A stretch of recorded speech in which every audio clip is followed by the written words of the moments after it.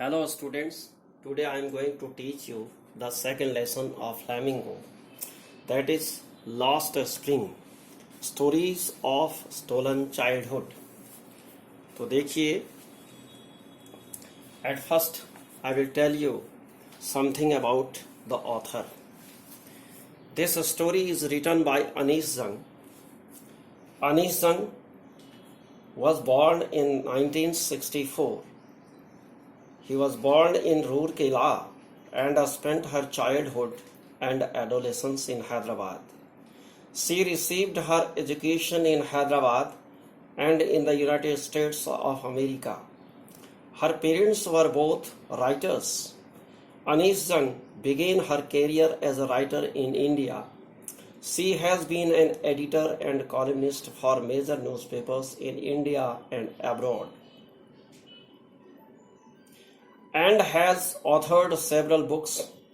The following is an excerpt from her book titled Lost Spring, Stories of Stolen Childhood. Here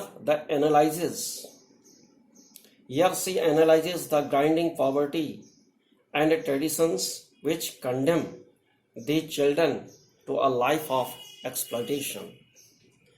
तो बच्चों, ये जो कहानी है ये अनीस जंग के द्वारा लिखी गई है. अनीस जंग जो है एक लेडी ऑथर है. इस कहानी की जो लेखिका है ये 1964 में पैदा हुई और रूरकेला जानते होंगे, उड़ीसा में है, वहाँ पैदा हुई और स्पेंट हर चाइल्ड, उसने अपना बचपन और अपनी किशोरावस्था जो है हैदराबाद में व्यतीत की. उसने एजुकेशन भी हैदराबाद में ली और बाद में यूनाइटेड स्टेट्स ऑफ अमेरिका चली गई बड़ी आगे यानी हायर एजुकेशन के लिए. उसके माता पिता दोनों जो हैं राइटर्स थे, लेखक थे वो. तो अनीस जंग ने अपना जो कैरियर था वो इंडिया में शुरू किया और उनमें जो कई स्टोरीज उन्होंने लिखी हैं, उन स्टोरीज में एक यहाँ पर आपके कोर्स में जो स्टोरी दी गई है वो है लॉस्ट स्प्रिंग, यानी खोया बसंत. बसंत जिनका खो गया, जिन बच्चों का. बसंत का मतलब बच्चों ये माना जाता है कि जीवन में खुशहाली का प्रतीक है स्प्रिंग सीजन, खुशहाली का सीजन और नए उमंग का सीजन है. जैसे आपने देखा होगा कि बसंत ऋतु में तरह तरह की फूल खिलते हैं और नई नई कोपलें निकलने लगती हैं, तो एक नई उमंग, एक नई ऊर्जा और शीतल हवा बहने लगती है. मौसम बहुत साफ सुथरा और सुहावना लगने लगता है. तो कहने का मतलब ये है कि एक तरह से बहुत ही सुंदर और एक ऊर्जा देने वाला उत्साहवर्धक सीजन होता है. तो ऐसा सीजन जो है इनका खोया हुआ, कहने का मतलब ये एकदम डिप्रेस्ड है ये बच्चे और इनके पास कोई साधन नहीं है, उमंग नाम की कोई चीज़ नहीं है इनके जीवन में. इसीलिए कहा गया लॉस्ट स्प्रिंग. इस कहानी का जो शीर्षक है लॉस्ट स्प्रिंग इसीलिए रखा गया है. और स्टोरीज ऑफ स्टोलन चाइल्डहुड, यानी उनका बचपन ही खो जाता है, जिनका यानी बचपन से ही जो काम करने लग जाते हैं बच्चे और पढ़ाई लिखाई छोड़ करके अपने जो बचपन की जो उनके खेल होते हैं, जो उनका विकास होना चाहिए विद्यालय में जा करके या अपने दोस्तों के साथ खेलना, पढ़ना, उछल कूद करना, इस तरह का जो एक्टिविटीज़ होती हैं डिफरेंट टाइप्स की, तो उनसे वो वंचित हैं ये बच्चे. इसलिए कहा गया है स्टोरीज ऑफ स्टोलन चाइल्डहुड. तो at first I will tell you the summary of this lesson in Hindi and in English as well. अब देखिए, यहाँ पर देखेंगे आप, लेसन सेकंड है lost spring, stories of stolen childhood by Anees Jung. Anees Jung ने लिखा है ये stories of stolen childhood, lost spring. तो बच्चों सबसे पहले इसमें जो हेडलाइंस होती हैं इस स्टोरी की, उसके अनुसार मैं एक एक स्टेप वाइज आपको समरी इसकी बताता हूँ. Searching for gold in the garbage. A J Anees Jung, A J का मतलब शॉर्ट में अनीस जंग लिखा है, encounters Sahib scrounging for gold in the garbage dumps, came from Dhaka barefoot, not literate, named Sahib-e-Alam, roam in the streets with friends, appear in the morning, disappear in the noon, all remain shoeless. तो देखिए क्या होता है कि एजे Cronin का जो है सामना होता है प्रत्येक सुबह साहिब नाम के एक लड़के से जो कूड़ा बिनने का काम करता है गार्बेज डंप्स में, और उसके साथ अन्य कई उसके साथी होते हैं। ये ढाका से आए हुए हैं और नंगे पांव रहते हैं, उनके पास जूते नहीं हैं और पढ़े लिखे नहीं हैं, अनपढ़ हैं और स्कूल भी नहीं जाते हैं क्योंकि उनके आसपास स्कूल भी नहीं है और स्कूल जाने की उनकी कोई स्थिति भी नहीं है। और उसका नाम जो है, जब वो पूछती है कि भाई तुम्हारा नाम क्या है, तो वो कहता है कि मेरा नाम साहिब-ए-आलम है। फिर कहते हैं कि व्हाट डज इट मीन, इसका मतलब क्या है? तो he doesn't tell the meaning of this name, इस नाम का मतलब उसको नहीं पता है क्योंकि इस नाम का जो मतलब है बहुत बड़ा है। साहिब-ए-आलम मीन्स होता है द लॉर्ड ऑफ यूनिवर्स, यानी ब्रह्मांड का स्वामी, ये नाम है, लेकिन वो जानता नहीं है। तो ये गलियों में जो है अपने मित्रों के साथ रोमिंग करते रहते हैं। रोमिंग का मतलब घूमते रहते हैं और सुबह सुबह रोज अपने पूरा दल, जैसे पक्षियों का समूह होता है इसी तरह से ये दिखाई देते हैं। सुबह कूड़ा बीनने के लिए निकल पड़ते हैं और दोपहर में सब गायब हो जाते हैं, सब अपने घरों में चले जाते हैं और हमेशा जो है बिना जूतों के रहते हैं। जूता चप्पल खरीदने के लिए उनके पास कैपेसिटी नहीं है और नंगे पांव हमेशा चलते रहते हैं। सेकंड पॉइंट है बच्चों इसमें, Seemapuri a home for rag pickers for Bangladesh, from Bangladesh, यानी बांग्लादेश से आए हुए ये बच्चे हैं। देखो, on the periphery of Delhi, no sign of development and progress, house of mud, no drainage, no sewage, no running water, roofs of tin and tarpaulin, more than 10,000 rag pickers living for 30 years, no identity card but ration cards only to cast vote and to buy grains. तो क्या होता है देखिए, सीमापुरी में रहते हैं। सीमापुरी जो है दिल्ली के जो सीमावर्ती क्षेत्र है उसको सीमापुरी कहा गया, नाम दिया गया है सीमापुरी इस राइटर के द्वारा। और ये जो रैग पिकर्स हैं वहाँ पर करीब करीब 20,000 से भी ज़्यादा लोग रहते हैं वहाँ, और ये बांग्लादेश से आए थे, ढाका से। 1971 में जब वहाँ भयानक बाढ़ आ गई थी तो उनके सारे खेत खलिहान सारे बहा दिए गए थे बाढ़ के द्वारा, स्टॉर्म के द्वारा। तो वहाँ से वो माइग्रेटेड होकर के अपनी रोजी की तलाश में जो है भारत आ गए थे, क्योंकि भारत एक ऐसा देश है बच्चों जहाँ सारी दुनिया के लोग यहाँ पर शरण लेते हैं और धीरे धीरे अपना प्रभुत्व और अपना वर्चस्व यहाँ पर कायम करते हैं। ये आपने देखा होगा। तो ये दिल्ली के पेरीफेरी में रहते हैं, ढाका से आए हैं और यहाँ पर अपनी रोजी के लिए आए हैं। लेकिन अब देखिए, जब वो वहाँ आए हैं तो कच्चे मकानों में रहते हैं, गारे के बने हुए मकान हैं उनके, उनमें ड्रेनेज नहीं है, सीवेज नहीं है, रनिंग वाटर नहीं है। क्यों होगा भाई?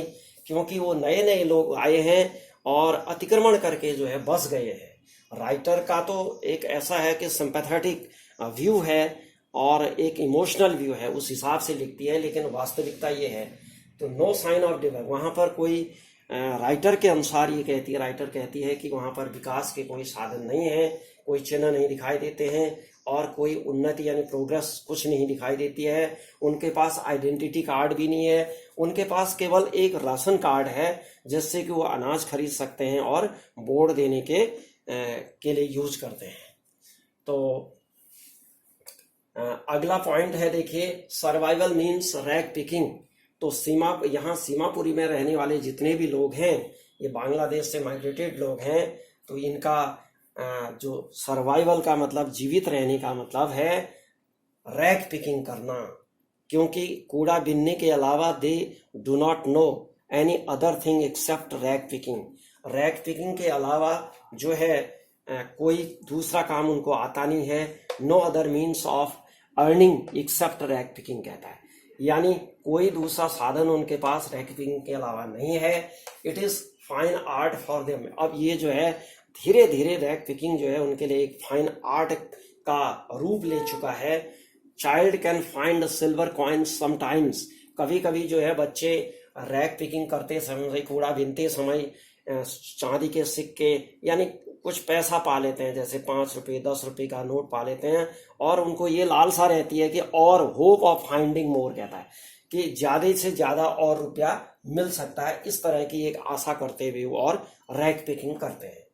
अगला एक पॉइंट और दिया है हमने, pathetic condition of Saheb and other rag pickers. Saheb और जो दूसरे उसके साथी जो रैक पिकर्स हैं उनकी पैथेटिक कंडीशन है बच्चों। पैथेटिक का मतलब एकदम दयनीय दशा है, अकॉर्डिंग टू राइटर के अनुसार। देखिए क्यों कहता है, क्योंकि one morning Saheb was standing at the gate of a club watching players of tennis. Saheb wears tennis shoes thrown away by someone. One of them has hole, others have no shoes and chappals. They use the things refused by some rich man. तो एक दिन की बात है, writer यहाँ पर कह रही है कि साहेब जो है एक गेट पर यानी क्लब के गेट के पास खड़ा है और उसने टेनिस के जूते पहन रखे हैं, और 2 आदमी गेट के अंदर टेनिस खेल रहे हैं। वो भी टेनिस के ड्रेस में होंगे, नेकर में होंगे, अपना जो वाइट जो मतलब ड्रेस होती है टेनिस खेलने की उसमें होंगे। लेकिन साहेब जो है, साहेब ने भी पहन रखा है जूता, लेकिन साहेब ने कौन से जूते पहन रखे हैं? एक जूते में होल पड़ा हुआ है, और वो जूते जो है किसी धनी परिवार के बच्चे ने फेंक रखा होगा, कूड़े में फेंक रखा होगा। तो उसमें एक में होल है और उसने रिफ्यूज कर दिया उसको मना करने के लिए, इसलिए फेंक दिया। तो साहेब ने उन जूतों को उठा करके पहन रखा है, टेनिस शूज है, एक में छेद है, वैसा ही वो खुश है वो उसको पहन करके। और दूसरे जो अन्य लोग हैं, हाँ ये जूता जो है सब फेंके हुए, दूसरे लोगों के फेंके हुए हैं, और दूसरे जो लोग हैं उनके पास न तो जूते हैं न चप्पल हैं, वो नंगे पांव रहते हैं। अगर वो कोई चीज यूज करते हैं तो केवल उन चीजों को यूज करते हैं जो दूसरों के द्वारा फेंकी गई हैं। अगर उनको लगता है कि भाई कोई शौक है उनको, जैसे जूता है, कोई चप्पल है, तो दूसरों के फेंके गए यानी उनको यूज करते हैं। तो बड़ी पैथेटिक कंडीशन यहाँ पर राइटर ने दिखा रखी है। फिर तो पॉइंट हमने दिया है बच्चों यहाँ, साहेब गेट्स अ जॉब। साहेब जो है गेट्स अ जॉब, साहेब एक जॉब प्राप्त कर लेता है। अब वो जॉब क्या है? He works in a tea stall, वह टी स्टॉल में काम करता है। He does not have his plastic bag now. अब जो है उसका जो प्लास्टिक बैग था रैक पिकिंग के लिए ले जाता था अपने कंधे में डाल करके सुबह, और दिन भर अपना घर में आज़ाद रहता था। लेकिन अब ऐसा नहीं है, वहाँ पर उसको 800 रुपये मिलते हैं और सारे समय का भोजन भी मिलता है। He is carrying a steel canister on his shoulder, अपने कंधे में जो है स्टील कैनिस्टर ले जाता है। लेकिन ये जो है इट सीम्स, यहाँ पर सीम्स होगा, it seems heavier than his bag, यानी उसके बैग से जो है ज्यादा भारी लगता है, क्योंकि बैग तो अपना था, वो आजाद था, स्वतंत्र था, लेकिन कैनिस्टर जो है किसी मालिक का है और उसके यहाँ एक नौकरी का काम करता है। तो इसलिए ये क्वेश्चन भी आएगा इसमें कि why Saheb feels the canister heavier than bag, bag से ज्यादा भारी कैनिस्टर को क्यों महसूस करता है? तो उसके लिए यही है क्योंकि भाई he works as a servant in a tea stall, tea stall में एक नौकर की तरह काम करता है। He is that canister is not his own, उसका अपना नहीं है, but bag was his own, लेकिन बैग उसका अपना था। He was now his own master, अपना वो मालिक स्वयं नहीं है। तो अगला देखिए एक पॉइंट और हमने दिया है। अब दूसरा जो स्थिति है ये है ग्लास बैंगल्स बनाने वालों की, यहाँ तक तो रैग पिकर्स की कहानी थी।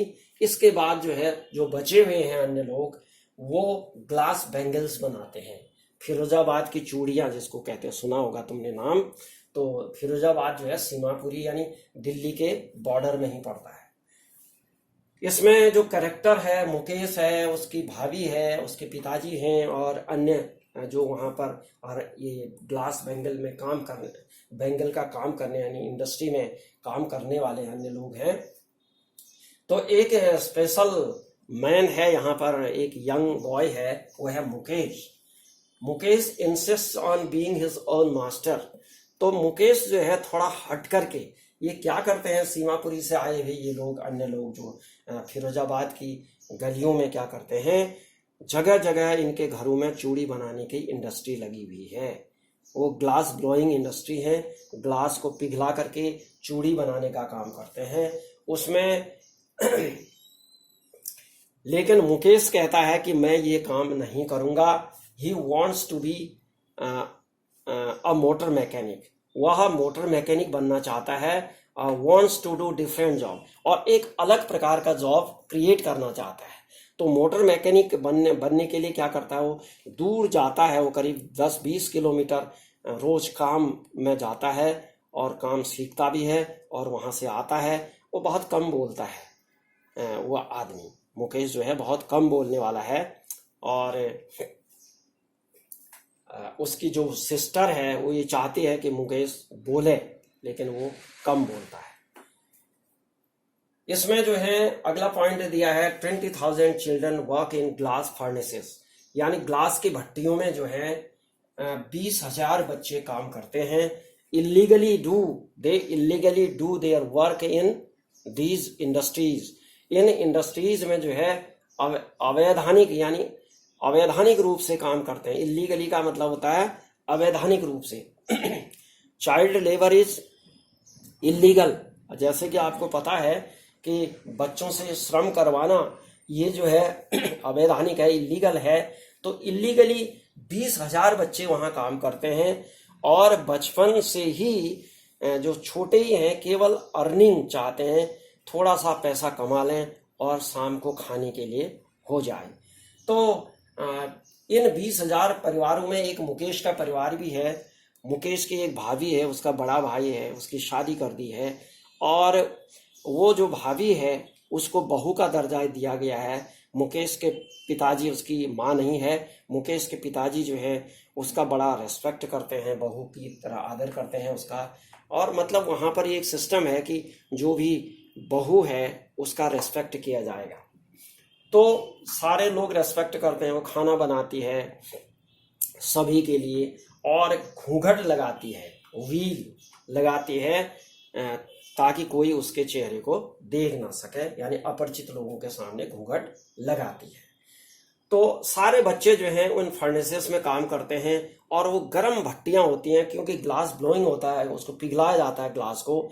तो भट्टियों में और डस्ट भी होती है, उन डस्ट में जो है वो काम करते हैं। तो ये समझिए कि उनके जो शरीर है कुपोषित है, खाना उनको पर्याप्त मिलता नहीं है और धूल भरे जो कांच की जो डस्ट होती है उससे उनकी आंखें खराब हो रही है। अगला पॉइंट हमने दिया है find of losing their eyesight, heat and dust made them blind. तो ये जो ग्लास बैंगल इंडस्ट्रीज है बच्चों, इनमें उनकी आंखें, दृष्टि, आईसाइट जो है इनकी खराब होती जा रही है, क्योंकि बहुत गर्मी है।